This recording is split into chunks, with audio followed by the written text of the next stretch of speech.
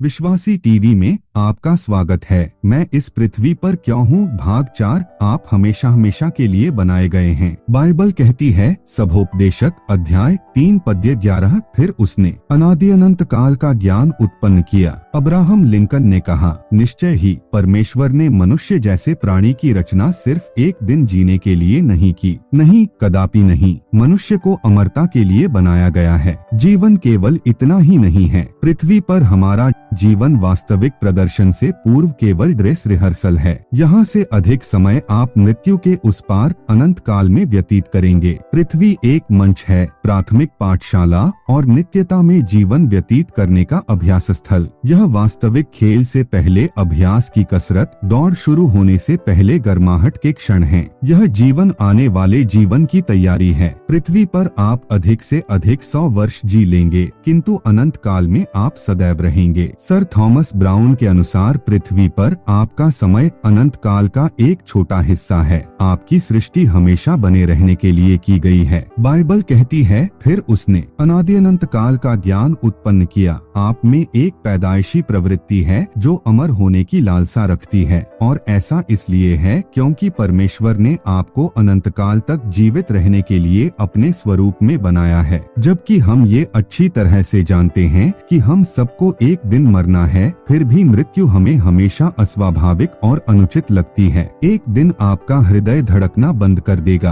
पृथ्वी पर आपकी देह और आपके समय का वो अंत होगा, परंतु वो आपका अंत नहीं होगा। पृथ्वी पर आपकी देह आपकी आत्मा का अस्थायी निवास है। बाइबल इस देह को डेरा मगर भावी देह को भवन कहती है। बाइबल कहती है क्योंकि हम जानते हैं कि जब हमारा पृथ्वी पर का डेरा सरीखा घर गिराया जाएगा तो हमें परमेश्वर की ओर से स्वर्ग पर एक ऐसा भवन मिलेगा जो हाथों से बना हुआ घर नहीं परंतु चिरस्थायी है। पृथ्वी पर जीवन हमें अनेक विकल्प देता है, जबकि अनंत काल केवल 2 स्वर्ग या नर्क। पृथ्वी पर परमेश्वर के साथ आपका संबंध अनंत काल में उनके साथ आपके संबंध को निर्धारित करेगा। यदि आप परमेश्वर के पुत्र यीशु में विश्वास रखना और उनसे प्रेम करना सीखते हैं तो आपको परमेश्वर के साथ अनंत जीवन जीने के लिए आमंत्रित किया जाएगा। इसके विपरीत यदि आप उनके प्रेम, क्षमा और मोक्ष का तिरस्कार करते हैं तो आप अपना अनंतकालीन जीवन परमेश्वर से अलग व्यतीत करेंगे। C.S. लुइस ने कहा है, 2 प्रकार के लोग होते हैं, एक तो वह जो परमेश्वर से कहते हैं आपकी इच्छा पूरी हो, और दूसरे वे जिनसे परमेश्वर कहते हैं ठीक है, अपने ढंग से प्राप्त करो। दुर्भाग्य से कई लोगों को परमेश्वर के बिना अनंत जीवन को सहना पड़ेगा क्योंकि उन्होंने इस संसार में उनके बिना जीने को चुना है। जब आप ये पूरी तरह से समझ जाएंगे कि जीवन में वर्तमान से अधिक भी कुछ है और आपको यह एहसास हो जाएगा कि यह जीवन सिर्फ अनंत काल की तैयारी है, तो आपके जीने का ढंग बदल जाएगा।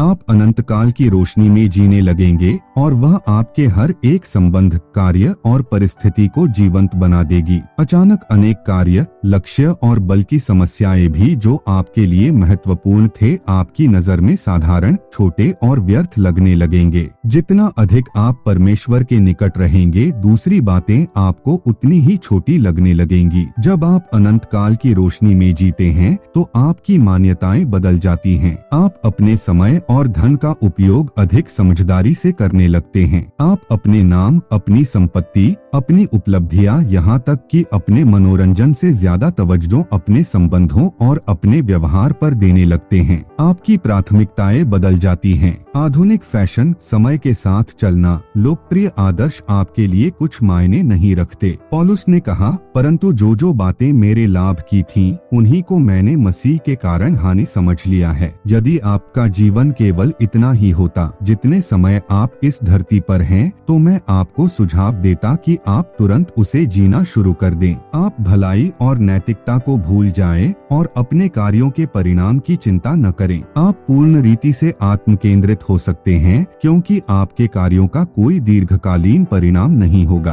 परंतु यही फर्क है, मृत्यु आपका अंत नहीं, मृत्यु आपकी समाप्ति नहीं, बल्कि अनंत काल में आपका परिवर्तन है। आत्म पृथ्वी में किए गए प्रत्येक कार्य का अनंत परिणाम है। हमारे जीवन का प्रत्येक कार्य किसी न किसी ऐसे तार को जरूर छेड़ता है जो अनंत काल में गूंजेगा। समकालीन जीने का सबसे हानिकारक पहलू है अल्पकालीन सोच। जीवन का पूर्ण लाभ पाने पाने के लिए आपको अपने दिमाग में अनंत काल का ख्याल और हृदय में उसका अर्थ हमेशा रखना होगा। जीवन यहाँ और इस क्षण से भी और अधिक है। आज बर्फीले पहाड़ की चोटी के समान है और अनंत काल उसके नीचे का हिस्सा जो हमें नहीं दिखता है। अनंत काल में परमेश्वर के साथ रहना क्या है? वास्तविकता तो यह है कि हमारी बुद्धि इतनी सक्षम नहीं है जो स्वर्ग के आश्चर्य और महानता को संभाल सके। यह एक चींटी को इंटरनेट के बारे में समझाने जैसा होगा जो बेकार है। ऐसे शब्दों का अभी कोई आविष्कार ही नहीं हुआ जो अनंत काल के अनुभवों को बता सके। बाइबल कहती है, परंतु जैसा लिखा है, जो बातें आँख ने नहीं देखी और कान ने नहीं सुनी और जो बातें मनुष्य के चित्त में नहीं चढ़ी, वे ही हैं जो परमेश्वर ने अपने प्रेम रखने वालों के लिए तैयार की है। परमेश्वर ने अपने वचन में अनंत काल की झलक दी है। हम जानते हैं कि परमेश्वर अभी भी हमारे लिए एक अनंत निवास तैयार कर रहे हैं। स्वर्ग में हम अपने प्रियजनों से जो विश्वासी हैं पुनः मिलेंगे। पृथ्वी पर निवास के दौरान हमारी विश्वस्तता का प्रतिफल स्वर्ग में प्राप्त होगा और हमें वही कार्य दिया जाएगा जिसे करते हुए हम आनंदित होंगे। हम विश्राम की खोज में नहीं होंगे वरन परमेश्वर के साथ कभी न समाप्त होने वाली संगति का आनंद लेंगे और वे भी हमारे साथ खुशियां मनाएंगे। एक दिन यीशु कहेंगे, हे मेरे पिता के धन्य लोगों, आओ उस राज्य के अधिकारी हो जाओ जो जगत के आदि से तुम्हारे लिए तैयार किया गया है। C.S. लुइस ने बच्चों के लिए लिखी अपनी 7 पुस्तकों की एक श्रृंखला की एक पुस्तक नार्निया के इतिहास के अंतिम पृष्ठ पर अनंतकाल की धारणा इन शब्दों में चित्रित की है, हमारे लिए यह सभी कथाओं का अंत है, किंतु उनके लिए यह वास्तविक कहानी का आरंभ मात्र था। इस जगत में उनका जीवन सारे समय का आवरण और शीर्षक पृष्ठ ही थे। अब अंत में वह उस महान श्रेष्ठ कथा का प्रथम अध्याय आरंभ कर रहे थे जिसे पृथ्वी पर किसी ने नहीं पढ़ा, जो हमेशा चलती रहेगी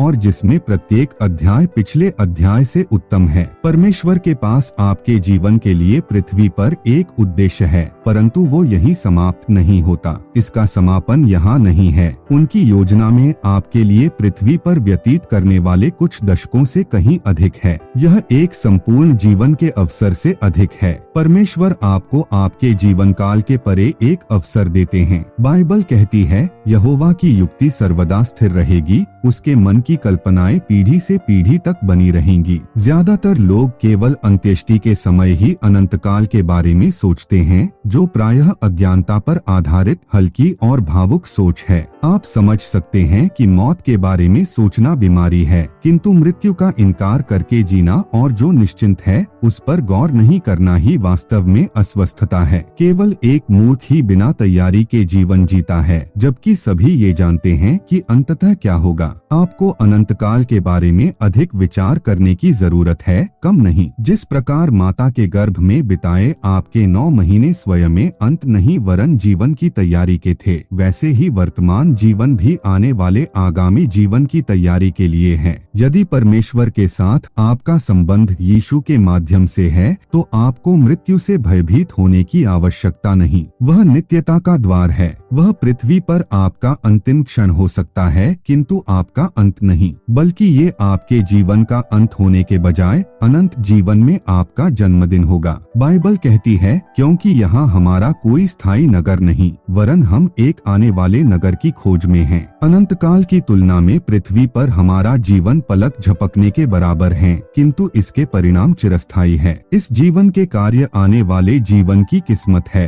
अतः हम सदा ढाढ़स बांधे रहते हैं और यह जानते हैं कि जब तक हम देह में रहते हैं तब तक प्रभु से अलग हैं। वर्षों पूर्व आपके बाकी के जीवन का पहला दिन, जैसे एक लोकप्रिय नारे ने लोगों को प्रतिदिन जीने के लिए प्रोत्साहित किया। वास्तव में समझदारी इसमें है कि हम अपना प्रत्येक दिन यह सोचकर जिए कि ये हमारे जीवन का अंतिम दिन है। मैथ्यू हेनरी का कहना है, हमारे अंतिम दिन की तैयारी के लिए ही हमारे रोज के काम होने चाहिए। अपने उद्देश्य के बारे में सोचना, विचार करने का अंश जीवन के लिए यहाँ और इस क्षण से अधिक वहाँ कुछ है। 1 यूहन्ना अध्याय 2 पद्य 17, याद करने योग्य पद्य, संसार और उसकी अभिलाषाएं दोनों मिटते जाते हैं, पर जो परमेश्वर की इच्छा पर चलता है वह सर्वदा बना रहेगा। सोचने योग्य, क्योंकि मेरी सृष्टि सदा के लिए की गई है। अतः ऐसा एक क्या काम है जो मुझे आज से बंद करना चाहिए और ऐसा क्या एक काम है जो मुझे आज से शुरू करना चाहिए। परमेश्वर आपको आशीष दे।